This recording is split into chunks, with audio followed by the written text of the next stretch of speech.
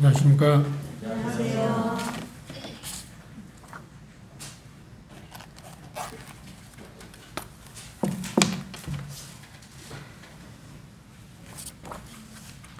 오늘 본문은 대단히 짧지만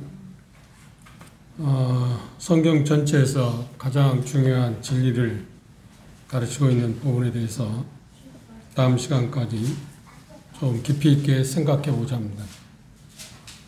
우리가 쉽게 지나쳐가는 본문인데 잘 생각해 보면 이 엄청난 보화가 이곳에 담겨 있다는 것을 알게 될 거라고 생각합니다. 하나님께서 성령을 통해서 계시된 말씀을 우리에게 나타내 보여주셔서 그것들을 우리가 볼 수 있고 깨닫도록 도우시를 기도합니다. 고린도후서 5장 18절에서 20절에 있는 말씀까지 함께 읽도록 하겠습니다. 고린도후서 5장 18절, 19절, 20절, 21절은 다음 시간에 더 구체적으로 생각해 보라고 함께 19절, 20절, 18절, 19절, 20절 함께 읽도록 하십니다. 시작. 모든 것이 하나님께로 났나니 저가 그리스도로 말미암아 우리를 자기와 화목하게 하셨고 또 우리에게 화목하게 하는 직책을 주셨으니 이는 하나님께서 그리스도 안에 계시다 세상을 자기와 화목하게 하시며 저희의 죄를 저희에게 돌리지 아니하시고 화목하게 하는 말씀을 우리에게 부탁하셨느니라. 이러므로 우리가 그리스도를 대신하여 사신이 되어 하나님이 우리로 운명을 권면하신 것 같이 그리스도를 대신하여 간구하니 너희는 하나님과 화목하라. 이 본문의 제목을 이야기한다면 화목하게 하는 직분이라고 이야기할 수 있습니다. 세상에서 가장 아름다운 일, 세상에서 가장 영광스럽고 가치 있는 일, 그것에 대해서 하나님께서는 오늘 이 본문을 통해서 우리에게 말씀하고 계십니다.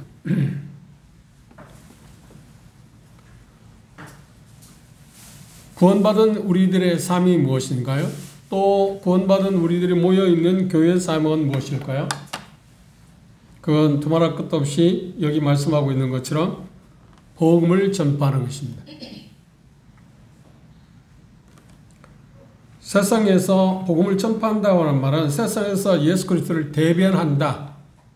사실이라는 표현을 통해서 우리가 알 수 있는 것처럼 세상에서 그리스도를 대변하는 사람들, 그리스도를 증언하는 사람들, 예수 그리스도를 나타내는 사람들이라고 표현할 수 있습니다. 그런데 이 말씀에 보면 우리 모두에게, 거듭난 우리 모두에게 하나님께서 우리에게 놀라운 직책을 하나 주셨는데 그걸 뭐냐면 화목의 메시지를 전해라.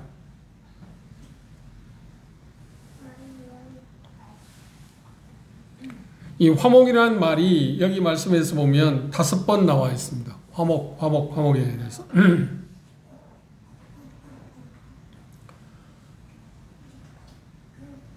영광스러운 복음의 좋은 소식은 죄로 인해서 깨어진, 죄로 인해서 하나님과 단절되어 있는 관계, 그래서 그것을 잃어버렸다고 이야기합니다. 잃어버린 사람들. 그 표현은 하나님과의 관계가 단절되었다, 깨어졌다고 하는 표현을 그렇게 표현하게 됩니다. 잃어버린 사람들. 잃어버린 사람들이 누구인가요? 하나님 보시기에 그들을 가리켜서 성경 뭐라고 하냐면 죄인들이라고 말합니다. 우리는 이미 로마서 5장에서 공부한 것처럼 아담 하와의 타락을 말미암아서 우리는 죄인으로 태어났고 그래서 우리는 태어난 순간부터 하나님과 단절되어 있는 사람들, 잃어버린 사람들.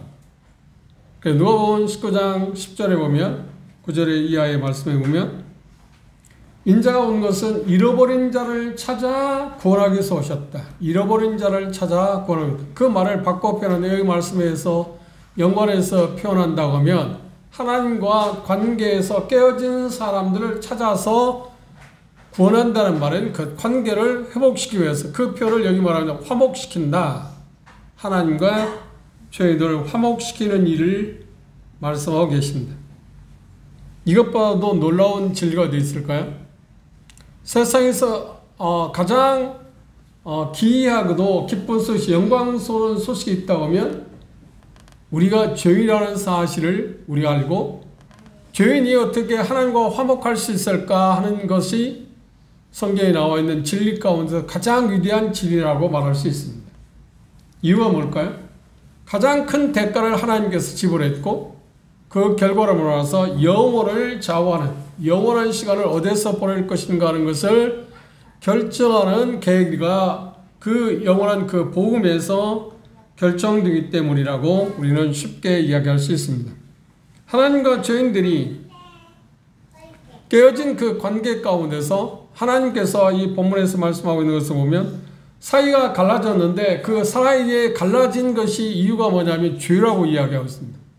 죄로 말미암아서 하나님께서 우리와 관계 가운데 어떻게 적대감, 또 아니면 적개심, 소유감, 그리고 더 나아가서 그것의 결과 그 멸망이라고 하는 그런 자리에 우리가 있게 되었는데 그것들이 말씀하고 있는 것처럼 하나님께서 하시는 일로 말미암아서 화목이라는 일로 말미암아서 다 사라지게 되었다.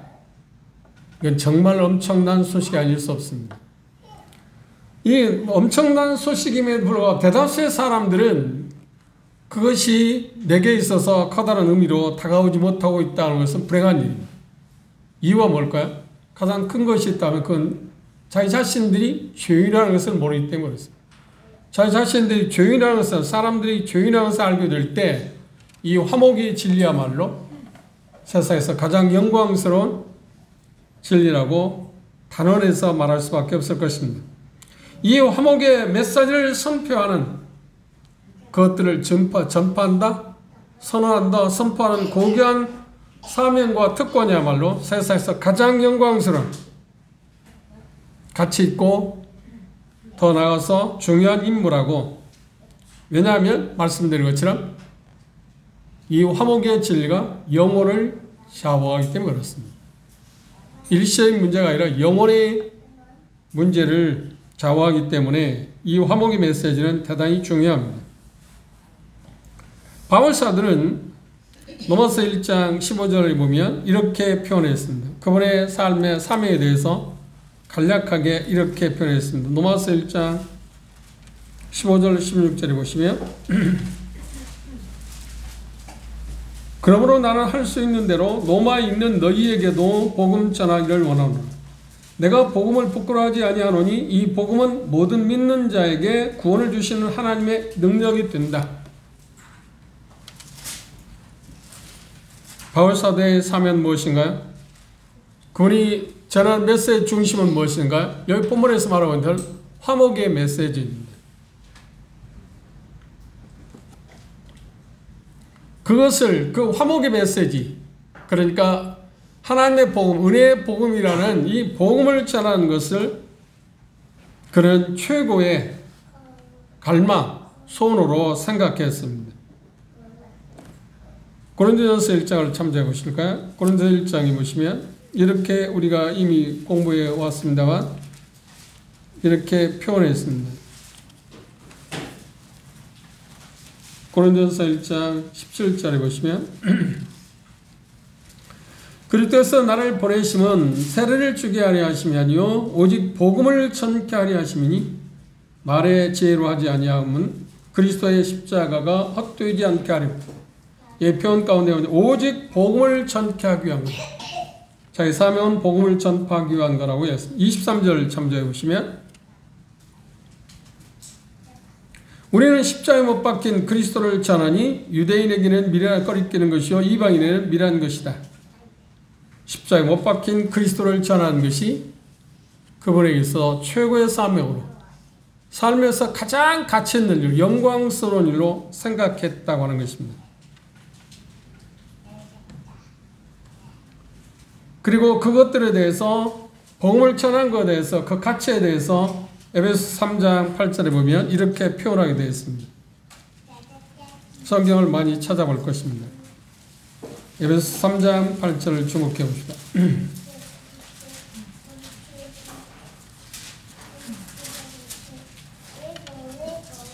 모든 성도 중에 지극히 작은 자보다 더 작은 나에게 이 은혜를 주신 것은 송장할 수 없는 그리스도의 풍성을 이방인에게 했잖아. 그리스도의 풍성이 무엇인가요? 화해의 메시지입니다.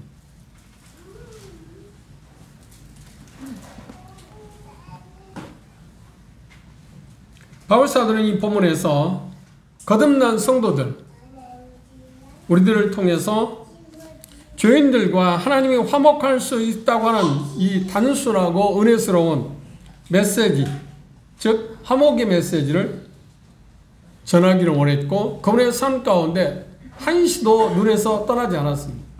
그분은 어떤 일을 하든 어느 상황이든 어떤 환경이 있든 간에 화목의 메시지를 전하는 것이 그분에게 있어서 전부였습니다. 그 말을 바꿔 표현하면 뭐라고 표현하냐면 나는 그리스도를 전한다. 십자가에 못 박힌 그리스도를 전한다. 본문에서는 화목의 메시지라고 이야기하고 있습니다. 이 본문에서 18절, 19절, 20절에서 바울사도는 어떻게 하나님께서 이 화목의 메시지를 가능하게 했는가? 그 말을 좀 어렵게 표현한다면 대속의 원리에 대해서 하나씩 간단한 게 보이지만, 불과 다음 시간까지 우리가 생각해 보지만 18절, 19절, 20절, 21절 4절밖에 되지 않으면 성경의 핵심이 거기에 다 들어있어요. 그래서 화해의 메시지의 보고라고 이야기할 수 있습니다. 첫째, 5장 18절을 다시 보십시오. 모든 것이 하나님께로 나나니 저가 그리스도로 말미암아 우리를 자기와 화목하게 하시고 또 우리에게 화목하게 하는 직책을 주셨다. 화목의 메시지는 하나님의 뜻을 통해서 이루어졌습니다. 다시 말하면 하나님이 계획하셨다고 하는 것입니다. 하나님이 계획하셨다? 그것도 선하신 하나님. 항상 좋은 것을 허락하시는 위로부터 오시는 그 하나님으로부터 온 것이다. 이것이 뭐냐면 이 화목의 메시지다 하는 겁니다. 이 복음.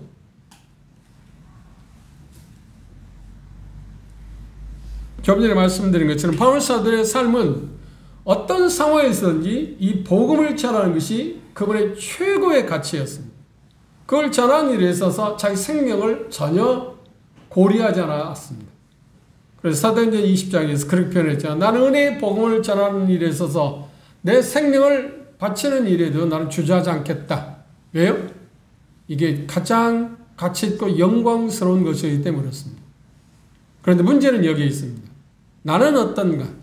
우리는 어떤가? 오늘 윤남희 형제님께서 선택한 찬송가 3절에 보면 그 내용이 있었습니다. 우리의 삶을 살아가는 동안에 평생 동안 내게 주어진 이 복음을 전하는 것을 전하면서 살아갈 동안 왜 바울사도는 이 복음에 한표로 말하자면 좀 속된 말로 말하자면 복음에 미쳤을까요? 그것은 자기 자신이 하나님과 화해하고 났을 때 자기가 겪은 경험, 그 경험이 최고의 것이거든요. 이 세상에 그 어떤 거다가도 바꿀 수 없었기 때문에 영광스럽게 생각했을 뿐만 아니라 가장 가치 있게 생각했고, 또한 더 나아가서 그 직책을, 그 복음을 전하라고 하는 화해 메시지를 전하는 직분을 자기가 맡았다, 자기가 주셨다는, 선물로 주셨다는 것 때문에 자는 한시도 이 화해의 메시지에 대해서 복음을 전하는 일에 눈을 돌리지 않았어요. 한눈을 팔지 않았다는 말입니다. 그분의 삶 가운데, 바울사도의 삶 가운데 자기가 가장 가치 있게 생각했던 무엇인가요? 하나님을 경외하는 거라 생각했습니다. 하나님을 위해서 사는 것이 가장 가치 있다고 생각했습니다. 그런데 그는 하나님의 말씀에서 벗어나서 하나님을 위한다고, 하나님을 위하는 거라고 생각하고 살았지만 실상은 화해의 메시지를 발견하지 못했을 당시 그는 하나님을 대적하는 입장에 서 있었습니다. 그런데 다메섹도상에서 부활하신 예수 그리스도를 만나고 화목의 이 메시지를 듣게 되었을 때, 죄사함이라는 이 놀라운 선물을 받게 되었을 때 그는 어떤 생각? 그래, 이제 내가 살 길은 이거다. 내가 내 삶을 투자하고 나의 삶을 온전히 바칠 수 있는 것은 이분밖에 없다. 누구요? 자기를 구원하신 예수 그리스도.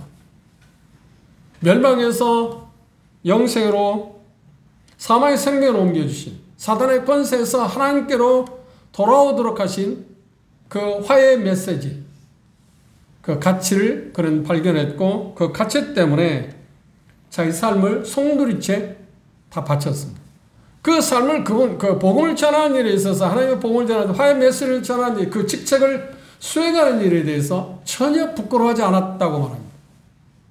그리고 그것을 자랑스럽게 생각했다. 가장 영광스러운 일을 생각했다. 왜 그랬을까요? 그건 한 사람, 잃어버린 한 사람을 하나님께로 돌아오기 위해서 영원한 안식처로 안내하는 일이었기 때문이었습니다. 그보다 더 가치 있는 일이 어디 있나요? 한 사람의 영혼을 멸망에서 생명으로 옮겨지게 하는 일에 이 화해의 직책을 우리가 수행하고 있다는 것, 그 직책을 우리가 유임받았다고 하는 것, 그보다 큰 선물이 어디에 있나요? 생각해보면 생각할수록 정말 놀라운 일이 아닐 수 없습니다. 바울사도 그렇게 말했지 않나요? 내가 참 연약한 사람이다. 그런데 어떻게 나 같은 사람을 구원해서 이 화해의 직책을 내게 주셨는가? 나도 여러분도 똑같은 고백입니다. 내가 도대체 어떤 사람에게 나를 구원해 주시고 더 나아가서 이 화해의 직책인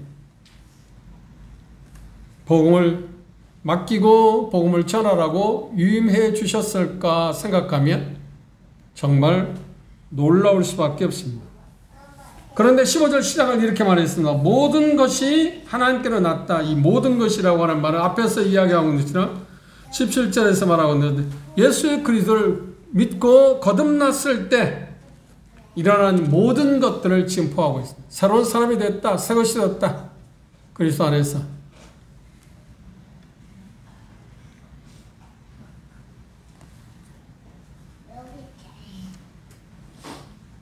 예수 그리스도의 죽음과 부활을 통해서 내가 전에는 죄로 말미암아 죽었었는데 하나님과 관계에서 멀어져 있었는데 차단되어 있었는데 이제 새로운 피조물로 변화됐다.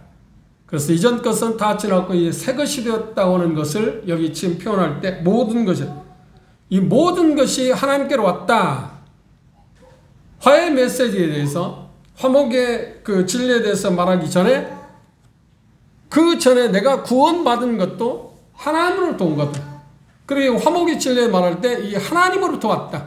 하나님이 계획하셨다. 하나님이 시작하셨다 하는 것을 지금 말하기 위해서 자기가 우리들도 마찬가지로 포함됩니다만 새로운 사람들, 새로운 피조물이라 이전 것은 지나갔으니 새 것이 되었다 하는 것을 언급하고 있습니다. 그 말을 바꿔 말하면 하나님께서 우리에게 화목의 직책을 주신 이유가 뭐냐면 우리가 이미 거듭난 사람이기 때문에 그렇다는 겁니다.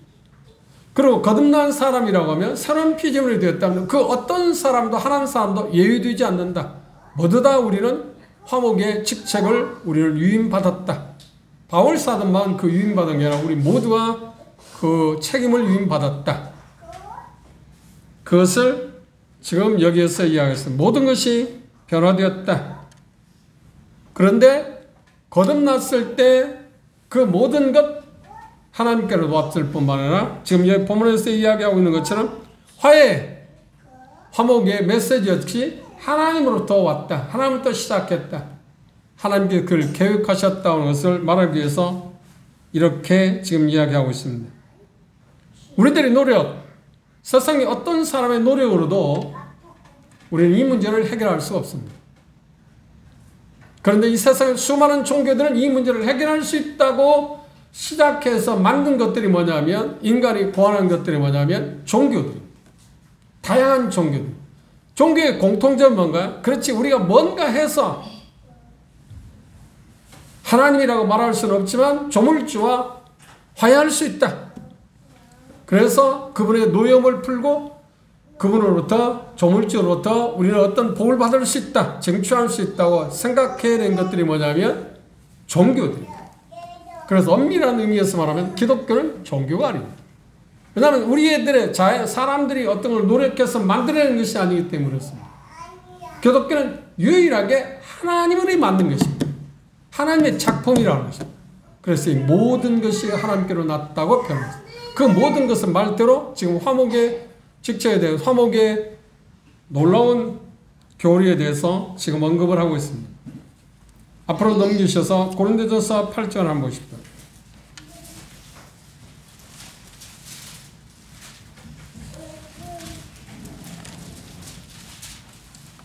고린도전서 8장 6절을 보시면 그러나 우리에게는 한 하나님 곧 아버지가 계시니 만물이 그에게서 났고 우리도 그를 위하며 또한 한 주 예수 그리스도께서 계시니 만물이 그로 말미암고 우리도 그로 말미암다. 모든 것이 그로 말미암았다. 이 모든 것, 특별히 본문에서 말하는데 화목의 직책, 하나님과 죄인들이 화목하게 된 이것을 하나님께서 고안해냈고 하나님이 시작했다. 이게 가장 중요한 방점입니다. 우리는 복음에 대해서 생각할 때 기억해야 할 게 바로 그것입니다. 하나님이 시작한 거다. 하나님이 계획하신 거다.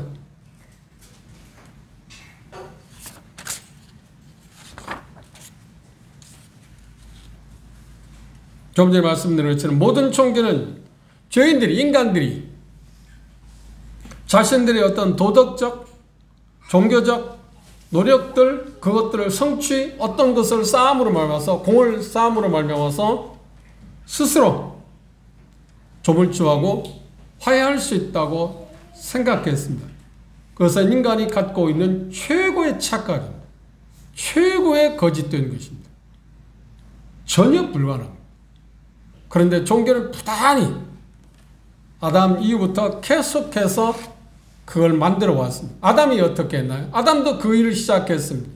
범죄에서 자기의 죄가 드러났을 때 그 죄를 가리우기 위해서 그가 한 것은 뭔가요? 수단은 무엇인가요? 일종의 종교의 시작입니다. 무화나무 잎을 엮어서 자기 수치를 가리우는 것입니다. 그게 발상입니다. 종교의 모든 발상의 시작은 거기서부터 시작됐습니다. 그 이후에 역사를 쭉 훑다 보면 바벨탑을 쌓은 사건이 있어요. 바벨탑을 쌓을 때 그들은 어떻게 생각했나요? 모든 인간들이 언어가 똑같았기 때문에 그들은 탑을 쌓아서 하늘에 오르자. 그러니까 하나님과 어떻게 가능하면 어떻게 만날 수 있을 거를 고안해내는 것이 바벨탑을 쌓는 일이었어요. 대단히 인간 면에서 볼 때 정말 상상할 수 없는 일입니다. 그런데 그들은 그 계획을 세웠지만 여전히 말 그대로 바벨탑이 다 무너져 내렸습니다. 그 위에도 계속해서 종교는 문화와 인종과 어떤 지리적 그런 것을 떠나서 계속해서 종교는 우후죽순교로 나타나고 있습니다. 특징이 뭐라고요? 자기들의 인간들의 자구책입니다. 우리는 뭔가 해서 그들이 생각하는 신의 종류는 다양한데 그들이 생각하는 숭상하는 신에게 이를 수 있다. 정확히 말하면 그 신을 달래고 그리고 그 신이 주는 복을 누릴 수 있다고 생각한 것들이 모든 종교입니다. 그런데 그것으로 인해서 사람이 만든 고안에는 그것으로 해서 하나님과 조물주와 화해할 수 있는 길은 전혀 없습니다. 전무합니다. 그런데 이 본문에 보면 그런 가운데 하나님께서 화목의 길을 계획하셨다. 그 말은 하나님만이 죄인들과 화목을 시작할 수 있어야 했고 그리고 하나님만이 죄인된 우리를 하나님과 화목하게 하셨다는 것이 이 본문에서 말하는 바입니다. 이것이 다름 아닌 하나님의 복음의 가장 기쁜 소식입니다. 왜 복음이 기쁜 소식인가요? 그렇죠. 하나님이 우리가 할 수 없는 일을 하셨고 해 주셨기 때문에 기쁜 소식입니다. 선물로 그것들을 받을 수 있기 때문에 세상에서 가장 기쁜 소식이 있다고 하면 죄인들, 잃어버린 우리가 인간들이 하나님과 화목할 수 있다는 소식입니다. 이 소식을 우리는 언젠가 복음을 통해서 하나님 복음을 통해서 은혜의 복음을 통해서 받아들이고 믿어서 우리는 그걸 누리고 있습니다. 그런데 우리에게 이 본문에서 뭐라고 하냐? 우리에게 그 직책을 주었다. 그런데 이 직책을 우리는 수행해야 할 텐데 그 직책을 수행하는 일에 우리는 더딥니다. 이유가 뭘까요? 여러 가지가 있습니다. 그런데 첫 번째 말씀에서 본다고 하면 우리가 그 이유가 더딘 이유는 그것이 하나님으로부터 왔다는 사실을 우리가 인지하지 못한 데였습니다. 그 가치, 하나님이 주신 거라고 하는 것을 우리가 잊어버리기 때문에 하나님이 주신 놀라운 선물을 우리가 그 가치를 안다고 하면 우리는 그것을 자연스럽게 또 쉽게 바울사도뿐만 아니라 우리도 여전히 그것을 최고의 가치로 알고 그래서 그 직임을, 그 직분을 잘 감당할 수 있을 거라고 생각합니다. 우리가 잘 알고 있는 것처럼 요한 3장 16절 하나님이 세상을 이처럼 사랑하사 독생자를 주셨다. 독생자를 주신 이유가 뭐라고요? 우리가 멸망치 않고 믿는 자마다 영생을 얻기 위함이라고 말씀하셨습니다. 하나님이 세상을 너무 사랑하셔서 화목의 길을 준비하셨다.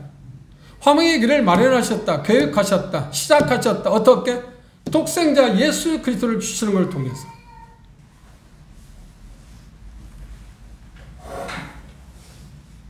하나님과 관계에서 가장 영광스러운 소리가 있다면, 기쁜 소식이 있다면, 사실 중에 하나가 있다면 바로 하나님의 본성 가운데 빼놓을 수 없는 것이 뭐냐면 그분이 구주라고 하는 거예요. 구주, 구세주, 구주 그런 표현을 씁니다. 그 시작을 어떻게 시작했나요? 창세기 3장을 돌아가고 싶다.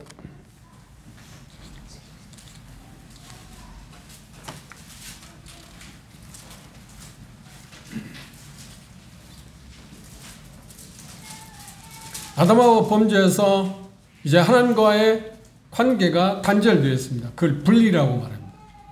죽음이라고 하는 말은 성경에서 말할 때 죽음이라고 하는 말은 분리를 말하지 사멸을 말하는 게 아닙니다. 분리. 그래서 성경에서 세 가지 죽음이 있습니다. 첫 번째는 살아있지만 하나님과 지금 분리되어 있는 것. 죄로 말미암아서. 그게 첫 번째 죽음입니다. 그리고 두 번째 죽음은 뭔가요? 그렇죠. 우리가 알고 있는 것처럼 우리의 영혼이 우리의 몸에서 떠나는 것. 그걸 우리는 죽었다 돌아가셨다고 말하지 않나요? 그리고 세 번째 죽음은 뭔가요? 부활체로서 하나님과 영원히 분리되는 것. 그걸 둘째 사망 지옥이라 말합니다. 죽음은 성경에서 말할 때 분리를 말합니다. 죄를 지었을 때 아담 하와에게 죄를 지기 전에 선악과를 먹는 날에는 뭐라요? 정령 죽을 거라 말했습니다. 그럼 그들이 먹는 순간 죽었습니다. 뭐가 죽었어요? 육체는 지금 살아있잖아요. 거의 1000년이 갈 동안 살았습니다. 그렇죠? 그런데 그걸 먹는 날 그런 죽었어요. 뭐가 죽었어요? 하나님과의 관계가 단절되었다는 거예요. 죄로 말미암아서. 그렇죠? 하나님과 소통이 끊어졌다는 말입니다. 하나님과 소통이 끊어졌을 때 하나님께서 시작한 게 뭔가요? 구주로서 첫 번째 한 모습이 뭔가요? 9절 보십시오. 8절부터 보시면 그들이 아담 하와가 범죄하고 이제 부끄러워서 숨어 있을 때 그렇게 표현했습니다. 8절 그들이 나를 선언할 때 동산에 거니시는 여호와 하나님의 말씀의 음성을 듣고 아담과 그 아내가 여호와 하나님의 낯을 피하여 동산 나무 사이에 숨은지라. 9절 여호와 하나님이 아담을 부르시며 그에게 이르시되 네가 어디 있느냐? 구주로서 처음 하신 말씀입니다. 왜 네가 있느냐 어디 있냐 그를 찾아왔나요? 그들을 구원하시기 위해서. 하나님의 본성 가운데 빼놓을 수 없는 가장 특이한 사항이 있다면 우리 세상을 사랑해서 세상을 구원하기 위해서 오신 분이라고 하는 사실입니다. 구절한 말입니다. 에스겔 선지자는 이렇게 그 표현을 이렇게 표현하게 되어 있습니다. 에스겔서 한번 보십시오. 34장입니다.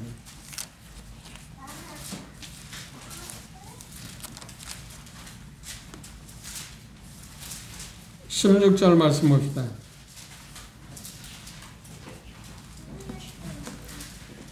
그 잃어버린 자를 내가 찾으며 쫓긴 자를 내가 돌아오게 하며 상한 자를 내가 싸매어 주며 병든 자를 내가 강하게 하려니와 살찐 자와 강한 자는 내가 멸하고 공의대로 그것들을 먹이리라.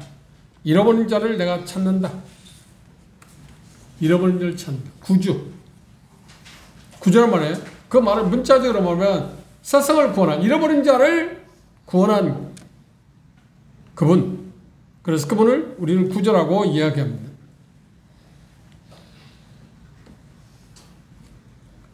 우리가 이 본문에서 말하고 있는 것처럼 우리의 화목에 대해서 하나님께 감사해야 할 이유가 뭔가요? 화목의 직책을 우리에게 주신 이유를 우리가 생각하면 감사할 이유가 뭔가요? 그것은 하나님께서 예수 그리스도를 통해서 우리를 구원하기 위해서, 화목시키기 위해서 계획했다, 시작하셨다. 이게 우리가 첫 번째 감사할 일입니다.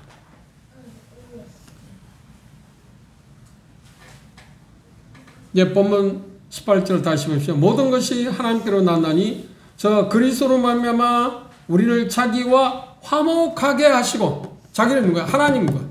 누구로? 예수 그리스도를 통해서. 누가? 하나님이 시작하셨다. 하나님이 계획하셨다는 거예요.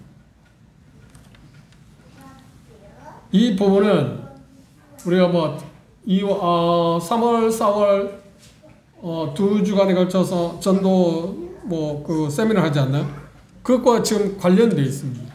핵심입니다. 말씀드린 것처럼 모두에서 말씀드린 이게 짧은 문장입니다만 비록 4절밖에 안 됩니다만 성경의 핵심 가운데 핵심입니다. 대속의 원리 본질에 대해서 이것만 우리가 자세히 잘 알고 접근할 수 있다면 우리는 복음 전하는 일에 있어서 그렇게 어렵지 않을 것입니다. 우리를 자신들도 소화시켜야 하고, 그리고 전하는 일에 있어서 우리가 생각해요. 첫째가 뭐라고요? 이 일을 하나님이 시작하셨다. 복음은 하나님이 시작하셨다는 것에 엄청난 무게가 있습니다. 세상에 누가 우리를 위해서, 나를 위해서 어떤 것을 도모하는 일이 있나요? 우리 중에 큰 사람들, 그렇죠? 위대한 사람, 힘 있는 사람들이 여러분을 위해서 뭔가를 도모한 일이 있나요? 여러분들을 위해서 뭔가 시작하는 좋은 어떤 것을 긍정적, 나쁜 게 아니라 긍정적인 선한 것을 위해서 여러분들을 위해서 도모한 일이 있나요? 누가 도모해 주는 사람이 있나요? 없지 않나요?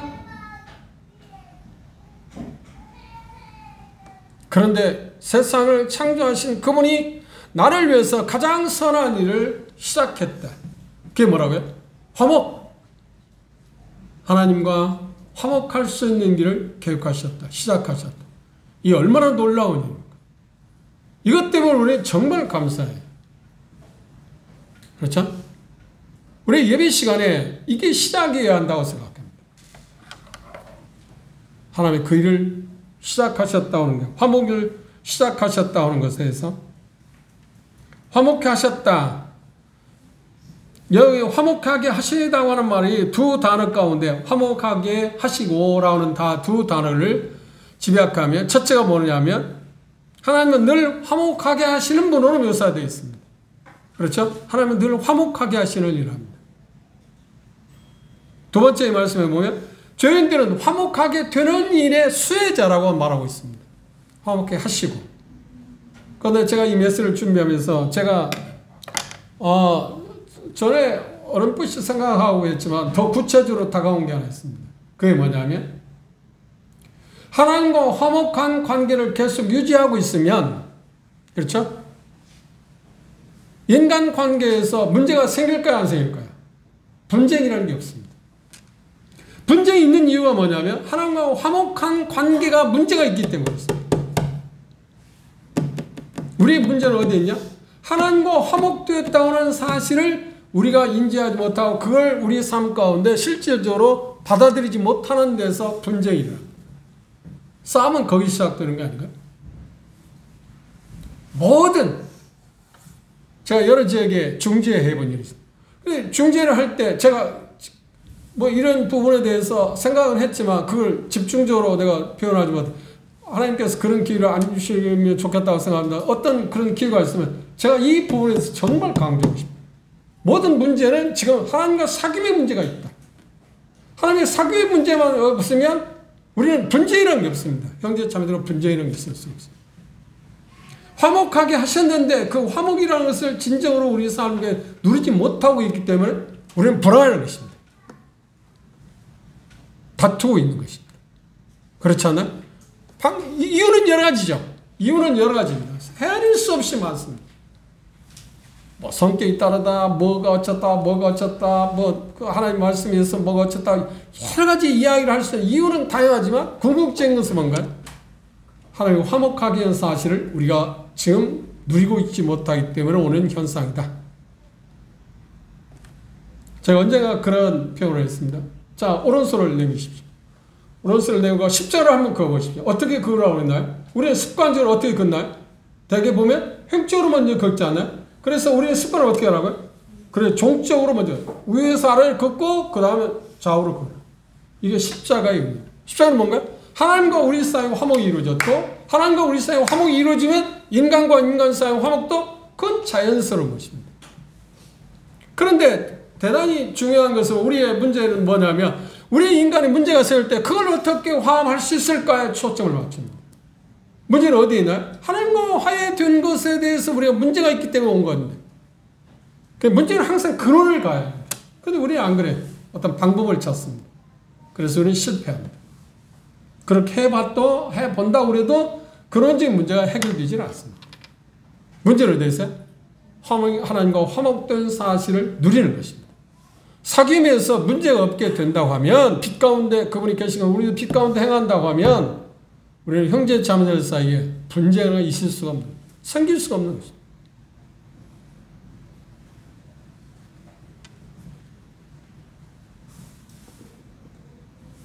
다시 말씀드립니다. 이 화목하게 하시고 하나님께서 우리 주 예수 그리스도로 말미암아서 화목하게 하는, 하나님과 화목하게 하시는 일을 하셨는데 그것에 화목해 하시고라는 말이 두 단어가 하나는 첫 번째가 하나님은 늘 화목하게 하시는 분이다. 그리고 두 번째는 뭔가요? 우리는 항상 하나님이 늘 화목하게 하시는 일의 수혜자다. 어떻게? 예수 그리스도로 말미암아서 예수 그리스도의 죽음과 십자가의 죽음과 부활로 말미암아서 우리가 하나님과 화목하게 되었다. 그리고 하나님은 그 일을 하셨고 우리는 그 혜택을 입었다. 그래서 그 표현을 왜 말하냐? 화목해 하시고라고 표현했어요. 하시고라는 말을 보면 하실 거라는 겁니까? 이미 하셨다는 말입니다. 하시고 이미 과거형. 대단히 중요한 말입니다. 많은 사람들이 저도 오랫동안 그런 생활을 종교 생활을 하는 사람들 마음 가운데 문제가 뭐냐면 그분이 화목하게 하실 거라고 생각하지 이미 화목하게 하셨다는 것을 못 믿는 거예요. 그러니 그 예수님은 어떤 분인가요? 아니 또 뭔가 미완성이잖아요. 십자가의 죽음, 부활이 아직 완전히 이루어지지 않았다는 말이 되잖아요. 그러니 만약에 십자가에 죽으시고 부활하셨다면 보좌 우편에 앉으셨다면 화목해 하시는 일을 마치셨어야 돼요. 이 단순한 진리를 사람들이 모른다는 거예요. 대다수의 종교인들이 잘 모릅니다. 왜요? 이미 우리가 공부한 것처럼 고린도서 4장이 말해요. 망하는 자들에게는 뭔가요? 세상에 믿지 않는 세상의 악한 영이 그걸 믿지 못하도록 방해하고 있기 때문이었어요. 그 일을 우리 노력해서 얻어낼 수 있는 것은 아닙니다. 그러면 우리에게 은혜를 주심으로 말미암아 그에 가는 그렇다고 해서 우리의 책임이 없는 건 아닙니다. 분명히 성경은 우리가 믿어야 할 것을 말하고 있습니다. 그분이 믿게 하시는 분은 아닙니다. 그런데 믿어야 할 것을 말씀하고 있는가 하면 또 다른 말씀은 믿음도 선물이라고 말하고 있습니다. 이것의 조화. 그래서 제가 강조하고 있는 것처럼 누누이 강조한 것처럼 하나님의 주권과 인간의 책임은 같이 간다. 그 우리가 설명할 수는 없습니다. 앞으로 이 부분을 생각하면서 똑같이 그게 나올 것입니다.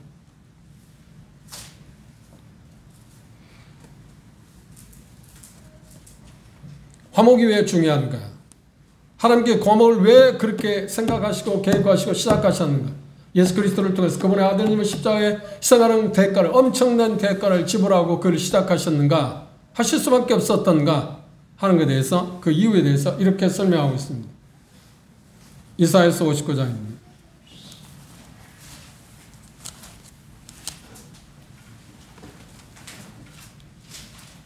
오늘 다음 시간까지, 그 다음 시간에 갈지도 모르겠습니다. 이 내용들 여러분들이 잘 기억하시고 적어두셨다가 구두자를 만나면 이 방법을 갖고 보험을 잘 하십시오. 이보다 더 효과적인 방법이 없습니다. 실상 그렇습니다.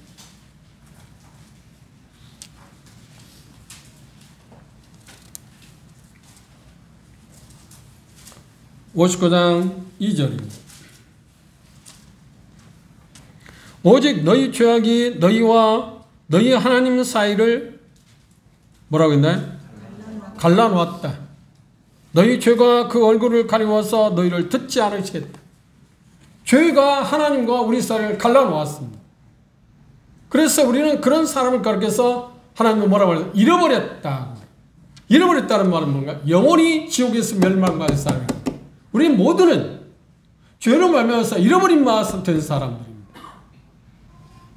그런데 문제는 뭔가요? 성령님께서 복음을 통해서 우리가 죄라는 사실을 하나님의 말씀을 통해서 알려줄 때 그 사람의 마음 가운데 감동을 주셔야 내가 정말 죄인이구나. 그 마음을 갖게 될 때 내가 구주가 필요하다는 것을 알게 될 것입니다.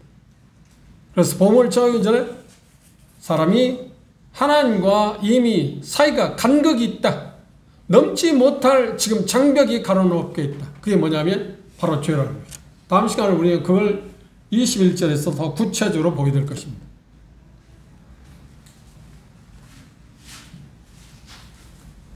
그런데 그 갈라놓은 그 담을, 그 장벽을 무너뜨리기 위해서 하나님이 시작한 게 뭐라고요? 화목이라는 거예요. 그게 얼마나 놀라운 일입니까? 그래서 그건 누구만이 할 수 있다? 하나님만이 하실 수 있습니다. 하나님만이 하실 수 있습니다. 그래서 하나님만이 우리에게 줄 수 있는 최고의 선물, 그게 뭐냐면 바로 대속의 선물입니다. 로마서 5장에 보시면 같은 표현을 그렇게 표현하게 되어 있습니다.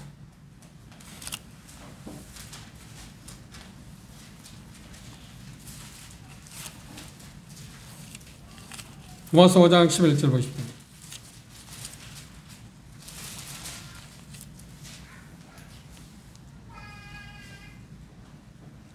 이뿐 아니라 이제 우리로 화목을 얻게 하신, 화목을 얻게 할 거라 하면 얻게 하신, 이 과거형입니다. 얻게 하신 우리 주 예수 그리스도로 말미암아 하나님 안에서 또한 즐거워한다. 5장째 이미 화목되었은 즉 하나님으로 즐거워하자.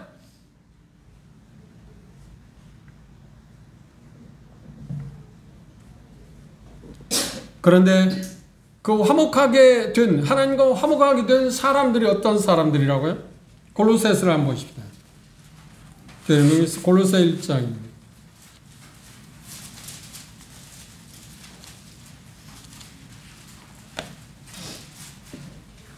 20절부터 보십시다. 그의 십자가의 피로 화평을 이루사 만물 곧 땅에 있는 것들이나 하늘에 있는 것들을 다 그로 말미암아 자기와 화목하게 되기를 기뻐하셨다. 전에 악한 형실로 멀리 떠나 마음으로 원수가 되었던 너희를 이제는 그의 육체의 죽음으로 말미암아 화목케 하사 너희를 거룩하고 흠이 없고 책망할 것이 없는 자로 그 앞에 세우자 하셨으니 만일 너희가 믿음에 거하고 터 위에 굳게 서서 너희 들은 바 복음의 소망에 흔들리지 아니하면 그러할 거다. 이 복음은 천한 만민에게 전파된 바요 나 바울은 이 복음의 일꾼이 되었다. 화목의 직책을 맡았다. 직책을 나에게 주셨다고 이야기하고 있습니다. 따라서 화목은 사람이 할 수 있는 일이 아닙니다. 단지 하나님이 하신 일을 사람이 받는 것입니다. 화목은 사람이 성취할 수 있는 게 아닙니다. 계획하거나 만들거나 고안할 수 있는 게 아닙니다. 하나님이 하셨습니다. 그래서 여전히 사람들은 그것을 받아들이는 데 있습니다. 우리가 이 부분을 조심스럽게 생각해 봅시다. 화목은 하나님을 거부하기로 결정할 데 이루어지는 게 아니라 사람이 하나님을 거부하기로 결정하는 데서 이루어지는 게 아니라 하나님께 사람을 거부하기를 그치기로 결정할 때 화목은 이루어집니다. 그 말은 닫고 쉽게 말한다면 하나님은 하나님에 의해서 시작되는 거지 사람에 좌우되는 게 아니다. 그래서 시작은 말입니다. 결과에 있어서는 우리에게 따라 우리의 믿음에 따라서 영향이 부정적으로 올 수도 있고 긍정적으로 올 수 있는 건 사실입니다. 시작은 우리 인간의 어떤 것에 의해서 좌우되지 않는다. 하나님으로부터 온 것이다 하는 것을 강조하기 위해서 그렇게 표현했습니다. 화목은 하나님이 주시는 것이며 이를 통해서 죄인들을 향한 하나님의 거룩한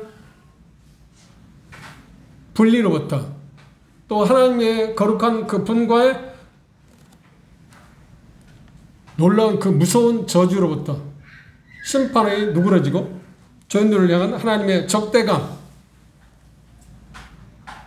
그것들이 제거됨으로 말미암아서 하나님과 죄인들을 사이좋게 조화를 이루게 하는 것이 바로 화목이라는 겁니다.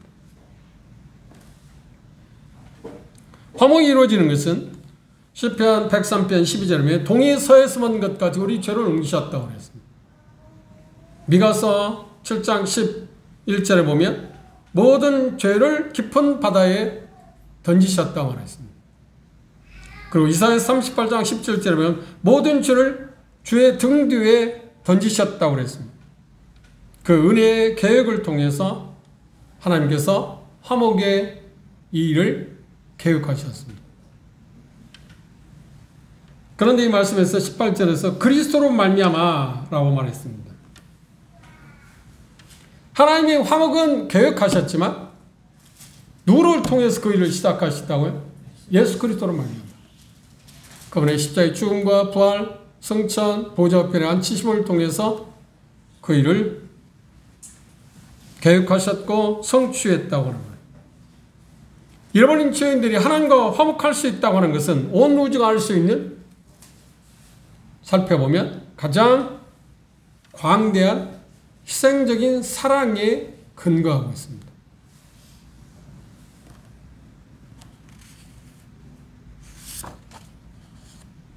다시 말해서 하나님께서 죄의 값을 치르심으로 말미암아서 그 일을 성취하셨다는 겁니다. 누구를 통해서? 이 표현 가운데 말씀하고 있는 것처럼 그리스도로 말미암아서라고 말했습니다. 예수 그리스도의 완전한 희생만이 성부와 하나님의 거룩한 공의가 요구하는 것을 만족시킬 수 있었습니다. 그 어떤 것도 하나님의 거룩한 공의를 충족시킬 수 있는 것은 없습니다. 우리 주 예수 그리스도의 희생 딱 하나 그것밖에 없습니다. 그래서 그거는 오직 예수 그리스도를 믿는 그 믿음 위에 그 어떤 것도 하나님이 요구하지 않습니다. 하나님이 요구하는 게 딱 하나 있다면 여기 예수 그리스도로 말하면 화목을 이루어졌다고 하는 말씀처럼 예수 그리스도의 완벽한 희생의 대가를 통해서만 하나님과 화목할 수 있다는 이 사실. 쉽게 말하면 화목은 하나님 계획하셨고 그 일을 성취하기 위해서 예수님께서 십자가에 죽으시고 부활하시고 승천하시고 보좌 우편에 앉으심을 당해서 그 일을 성취하셨고 그 일을 우리 마음 가운데 우리 개인 죄인들에게 영향을 미치고 감동을 주셔서 믿도록 도우시는 역할을 하기 위해 하시는 분이 누구인가요? 성령님을 통해서 삼일체 성부와 성자와 성령님의 이 일체된 사역으로 말미암아서 우리가 구원에 이를 수 있습니다. 화목에 이를 수 있습니다. 그 어느 한쪽도 소홀히 할 수 없습니다. 그런데 지금 첫 번째는 뭔가요? 하나님이 시작하셨다는 게 지금 중점입니다. 하나님이 시작. 모든 것 하나님으로 닿다. 디모데전서 2장을 보십시다. 그 일을 하나님이 계획하신 일을 성취하기 위해서 성자 예수님께서 하시는 일에 대해서 이렇게 표현했습니다. 2장 5절입니다. 하나님은 한 분이시요 또 하나님과 사람 사이에 중보도와 한 분이시니 곧 사람이신 예수 그리스도. 하나님과 화목하게 할 수 있는 유일한 하나님과 죄인들을 손잡게 하셔서 손을 마주잡게 할 수 있는 유일한 분은 누구냐면 예수 그리스도밖에 없다. 예수 그리스도밖에 없다. 그런데 우리 주변의 종교 가운데 캐톨릭은 수많은 성자들이 있습니다. 성인들이 있습니다. 수많은 사제들이 있습니다.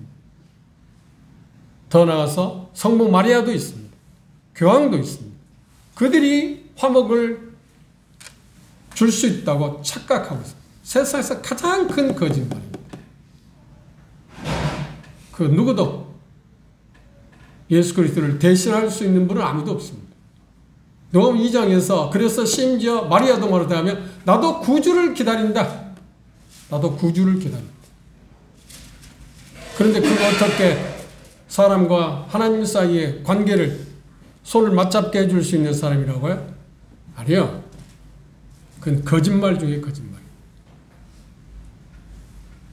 종반은 오직 예수 그리스도밖에 없습니다. 그리고 사도행전 4장 12절에 보면 우리가 구원을 받을 만한 이름을 주신 일이 없는데 오직 한 분밖에 없다. 누구라고요? 예수 그리스도밖에. 참고적으로 여러분들이 기록해놨다 찾아보시면 히브리서 8장 6절, 9장 15절, 12장 25절, 좀 전에 말씀드린 것처럼 사도행전 4장 12절, 에베소서 2장 13절 16절, 고로새서 1장 22절, 히브리서 9장 26절, 히브리서 10장 12절. 10장 12절은 영원한 제사를 예수 그리스도에 드리셨습니다. 예수 그리스도만이. 그리스도의 희생만이 하나님의 거룩한 진노를 누그러뜨릴 수 있습니다. 로마 3장 25절에서 이야기하고 있습니다. 히브리 2장 7절에도 말하고 있습니다. 요한일서 2장 2절에도 말하고 있습니다. 4장 10절에 말하고 있습니다. 그분만이, 예수 그리스도 그분만이 화목을 가능하게 하십니다. 그런데 이 말씀을 자세히 보시면 18절 하반절에 보시면 자, 또 우리에게 화목하게 하는 직책을 주셨다. 또 우리는 누구인가? 바울 사도와 고린도 성도들 2000년 전에 우리 모두, 거듭난 우리 모두가 하나님께서 화목하게 하는 직분을 우리에게 주셨다. 이것은 지상명령과 동등한 것입니다. 너는 가서 모든 족속으로 내 제자를 삼으라. 우리가 일본인 세상을 향해서 선포하는 메시지는 이제껏 선포된 메시지 가운데 가장 고귀하고 영광스러운 것입니다. 왜요? 가장 고귀한 분의 희생의 대가로 말미암아서 주어진 것이기 때문에 그렇습니다. 그럼 이 화목의 직책을 나는 어떻게 할 것인가?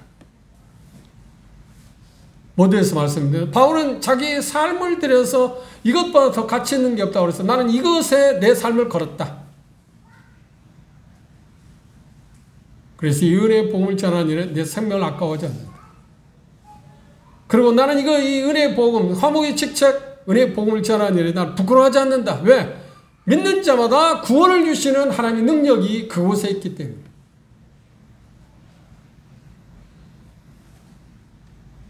왜 우리는 이 화목의 직책에 대해서 소홀히 하는가요? 우리가 만나는 사람에게 복음을 전하는데 왜 주저하는가요? 두 번째 이유는 뭘까요? 첫 번째 이유는 뭐라 하는데 하나님이 그 일을 시작했다는 것을 잘 인지하지 못하는 데 온다고. 두 번째 이유는 뭘까요? 예, 말씀한 대로 한다면 그것의 가치에 대해서 생각하지 못하기 때문이었습니다. 그것이 주는 혜택. 내가 그 혜택을 받았지 않나요? 그 혜택을 우리가 받아들였으면 그것에 대해서 내가 그걸 음미해 보면 그걸 사람들이 말할 수밖에 없잖아요. 바울사는 다메섹에서 예수를 만나자마자 그가 한 일이 뭔가요? 그렇죠. 그 예수님을 전했지 않나요? 나도 여러분도 예수 그리스도를 처음 만났을 때 주저하지 않고 전했습니다. 왜요? 그의 가치를 알기 때문에. 너무나 귀하니까. 이 세상 그 어떤 걸 하나 바꿀 수 없으니까. 예수님 그런 말씀 하셨잖아요.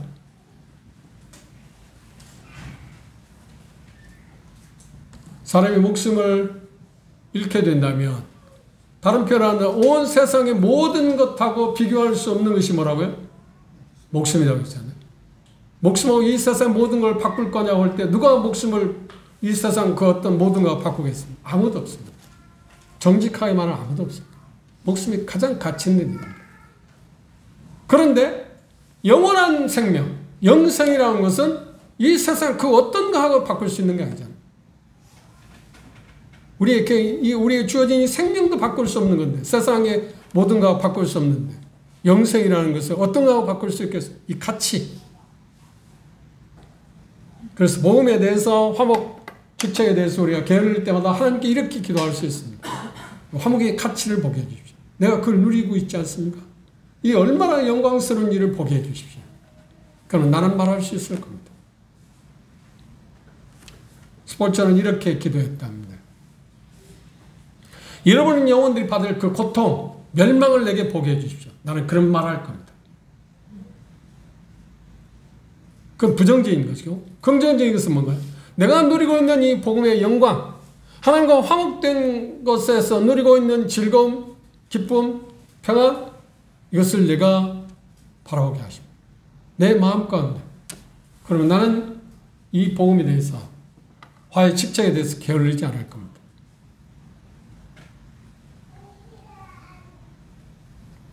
두 번째, 19절 보십시오. 이는 하나님께서 그리스도 안에 계시사 세상을 자기와 화목하게 하시며 저희의 죄를 저희에게 돌리지 아니하시고 화목하게 하는 말씀을 우리에게 부탁하셨다. 화목은 뭘로 우리에게 돌아오는가요? 용서의 행위로 이루어졌습니다. 용서의 행위로. 용서로 우리에게 화목이 하나님 계획하셨을 때 그분의 마음 가운데 뭐가 있었어요? 그걸 시작한 이유가 뭔가? 용서를 우리에게 주시기 위해서.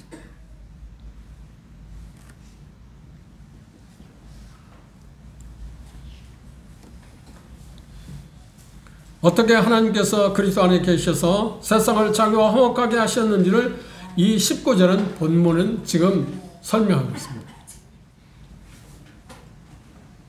그리스도 안에 18절에 그리스도로 말미암아, 다시 말하면 이 말하면 화목의 실행자, 화목을 성취하실, 화목을 완성하실 그 분이 누구냐면 예수 그리스도라고 표현하고 있습니다. 그 예수 그리스도로 말미암아서 그분이 화목을 성취했을 때 오는 열매가 뭔가요? 그건 용서밖에 없지 않나요? 용서. 인간 삶에서 우리가 살아가면서 인간관계에 훼손이 됐을 때, 그 회복했을 때 우리는 용서됐다고, 화해가 됐다고. 그것의 안도감, 그것이 주는 복, 그것이 주는 행복감, 그건 우리가 적든 크든 수없이 경험했을 것입니다. 반대로 용서가 받지 못했을 때, 화해가 이루어지지 않았을 때 그 고통은 상상할 수 없는 것입니다. 그래서 마태복음 18장에 예수님께서는 1만 달란트 빚진 자와 100달란트 빚을 진 자의 비유를 통해서 말했습니다. 용서하지 아니하면 너는 옥졸들의 부처를 당할 거다. 다시 말하면 세상에서 가장 고통스러운 감옥이 어디라고요? 용서하지 않는 사람의 마음. 용서하지 않는 사람의 마음. 우리가 용서하지 않았을 때 내 마음 가운데 고통이 있습니다. 용서한다는 말은 뭔가 그 마음의 고통을 내가 지워버리겠다는 뜻입니다. 그런데 사람들이 그걸 모르고 용서를 잘하지 않습니다.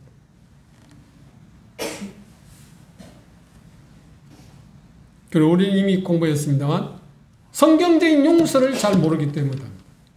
용서를 한다고 하는데 성경적으로 용서를 잘 몰라요.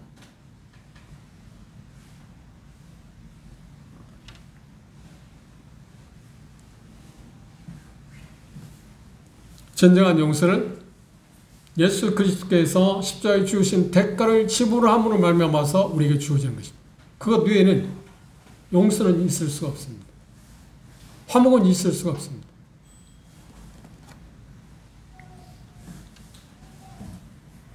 여기 부분에서 좀 더 우리가 생각해 볼 게 하나 있습니다. 예수 그리스도는 세상의 구주시다는 데서 우리는 부정하지 않습니다. 그렇죠?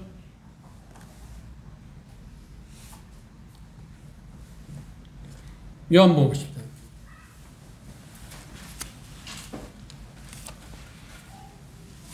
요한 4장입니다.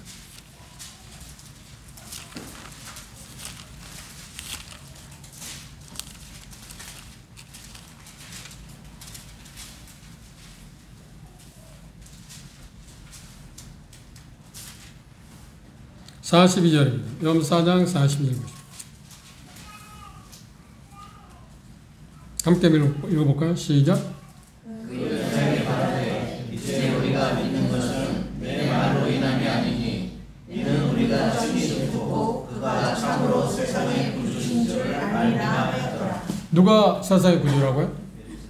예수 그리스도.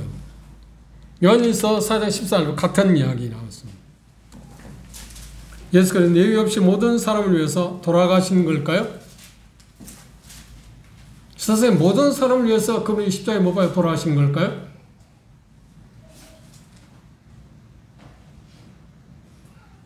보라, 세상의 죄를 지고는 하나님 어린이라고 하지 않나요? 세상의 구조라고 말하고 있지 않나요? 그래서 그 말씀을 잘못 오해하면 보편적인 구원을 이야기합니다. 모든 사람이 구원받는다. 왜? 모든 사람의 죄를 위해서 십자가에 죽으셨으니까. 언뜻 들으면 그럴싸한 이야기입니다. 그런데 대단히 중요한 말씀은 뭐냐면 성경에서 보면 하나님을 믿지 않는 구주 되시는 예수 그리스도를 믿지 않을 때 그 사람에게 뭐가 온다고요? 멸망이 온다고 말하고 있지 않나요? 그렇죠.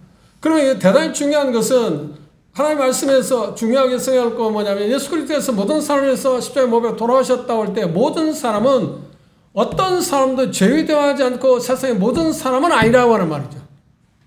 이해하셨나요? 그래서 성경에서 성경 유비라고 말해요. 성경에 다른 말씀을 하고 있지 않아요? 믿지 않는 사람은 계시록 20장에 보면 멸망받는다. 두 번째 심판에 들은 둘째 사망에 이른다고 말하고 있습니다. 그리고 우리가 잘 알고 있는 것처럼 요한 3장 16절 보시죠. 하나님이 세상을 이처럼 사랑하사 독생자를 주셨는데 독생자를 주신 이유가 뭐예요? 이는 저를 믿는 자마다 멸망치 않고 영생을 얻게 합니다. 그럼 멸망치 않고 영생을 얻는다는 말은 멸망받을 사람이 있다는 말이에요? 없다는 말입니까? 있다는 말입니다. 누가 그런 멸망을 받지 않고 영생을 얻는다고요? 믿는 자만. 오해하지 마십시오. 그런데 언뜻 들으면 세상의 모든 죄라고 하니까 모든 사람이 죄라고 그 말이 성경에 수없이 많이 나와요.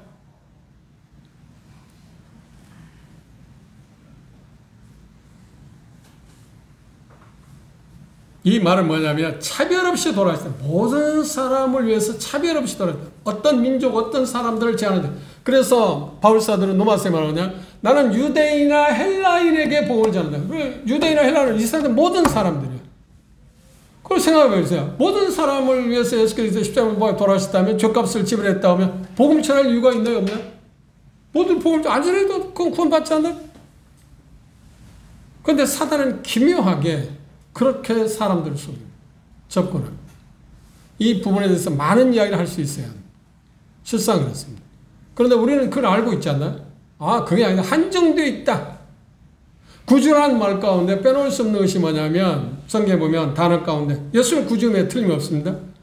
그런데 그것을 일반적으로 이야기한다면 건져주는 사람, 육체적인 어떤 문제를 해결해 주는 사람, 그게 구주일 수 있습니다. 그리고 성경에 또 구주라는 단어가 어떤 의미로 쓰여지냐면 영원한 문제를 해결해 주는 분, 그게 구주라는 뜻입니다. 두 가지로 쓰여졌어요. 그럼 복음서에 보십시오. 어떤 사람 병자들이 나와서 그 치료받기로 할 때 예수님 뭐라고 합니까? 그 사람 치료해 주잖아요. 내가 원하는 네가 깨끗한 받으라.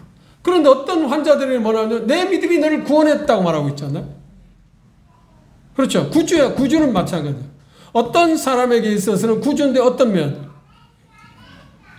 처음에 이야기한 육체의 문제를 해결해 주는 분으로 나타나 있습니다. 그런데 두 번째, 내 영혼이, 네 믿음이 너를 구원했다고 했을 때 따라 네가 믿음을 구원했을 때 평안에 가라고 그렇게 표현했을 때 거기에 구주는 어떤 분인가요? 어떤 쪽의 구주인가요? 그렇죠. 영혼의 문제를 해결하십니다. 오해하지 마세요. 누구나 다 구원을 받을 수 있다. 제한된 속주에 대해서 언급하고 있는 것이지, 그런데 그 어떤 표현 가운데 모든 사람에게 복음은 혜택을 줄 수 있다, 혜택을 받을 수 있다는 면에서 예수 그리스도께서 세상 모든 사람을 위해서 돌아가셨다, 죽으셨다고 표현하고 있는 거지, 그렇다고 해서 모든 사람이 저절로 구원받는 건 아니다. 이해하셨죠? 그래서 디모데전서 시간이 많이 갔는데 이 부분만 보고 마치도록 하겠습니다. 4장을 보십시오.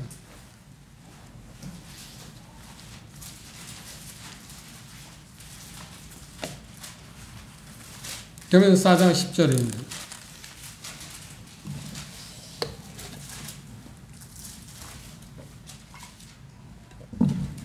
읽어봅시다. 시작. 이를 위하여 우리가 수고하고 힘쓰는 것은 우리 소망을 살아계신 하나님께 두니니 곧 모든 사람 특히 믿는 자들의 구주시라. 그렇죠. 이 한계를 정했습니다. 누구의 구주라고요? 믿는 자들의 특히 믿는 사람의 구주다. 그래서 그걸 신학적으로 뭐냐면 보편적인 은혜와 특별 은혜라고 배워요. 보편적인 은혜는 뭔가요? 마태복음 5장에 보면 믿는 사람이나 악인이나 서인이나 할 것 없이 햇빛을 주어서 필요한 것들을 공급하시는 그 구주로서의 모습입니다. 그렇죠?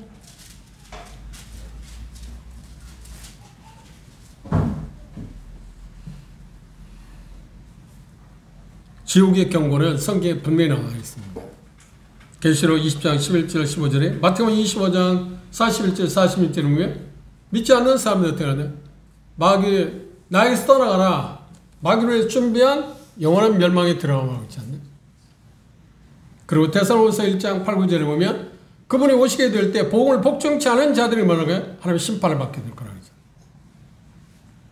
복음을 복종치 않은 사람들. 그리고 마지막 요한 8장 24절 보십시오.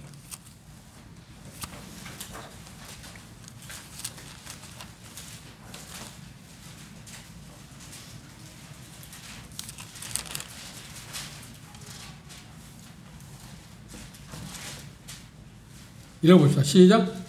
이러므로 내가 너에게 말하기를 너희가 너희 죄 가운데서 죽으려 하였노니 너희가 만일 내가 그인 줄 믿지 아니하면 너희 죄가 죽을. 그럼 믿지 아니하면 죽을 거라고 하는데 그들의 죄를 위해서 예수님이 죽으신 건 사실이지 않나요? 그런데 그 혜택은 누구에게만 혜택이 온다고요? 믿는 자. 이걸 우리가 구분할 수 있어야 합니다. 그걸 구분하지 못하고 무조건 다 누구나 다 해당한다고 생각하면 문제가 있습니다. 다음 시간에 이 구주에 대해서 좀 더 생각을 해봅니다. 왜냐하면 좀 그런 부분에 대해서 우리 헷갈릴 수 있기 때문에 그렇습니다. 그렇죠? 모든 사람을 위해서 십자가 못 박혀 돌아가셨는데 그러면 다른 사람한테 혜택이 돼야 하는데 왜 그러냐? 그런데 성경은 뭐냐면 그 혜택이 누구에게만 한다고요? 믿는 사람. 그래서 그걸 신학적으로 유유적 소명. 효과적으로 부르심을 받은 사람에게만 그 혜택이 간다. 어떤 사람? 믿는 자에게만 혜택이 간다. 믿지 않는 사람들. 요한 8장에서 말씀한 것처럼 그분이 구주신 것을 믿지 아니하면 그들이 죄로 말미암아서 그들이 죽을 거라 말했습니다. 모든 사람의 베푸는 일반적인 은총이 있는가 하면 특히 믿는 사람들을 통한 건너는 사람들을 말미암아 구주심이 성경에서 분명히 나와 있습니다. 그 점을 우리가 생각하면 도움이 될 거라 생각합니다. 다음 시간은 계속 생각해 보도록 하겠습니다. 대단한 주제이기 때문에 시간이 좀 많이 갔습니다. 죄송합니다. 기도하고 마치겠습니다.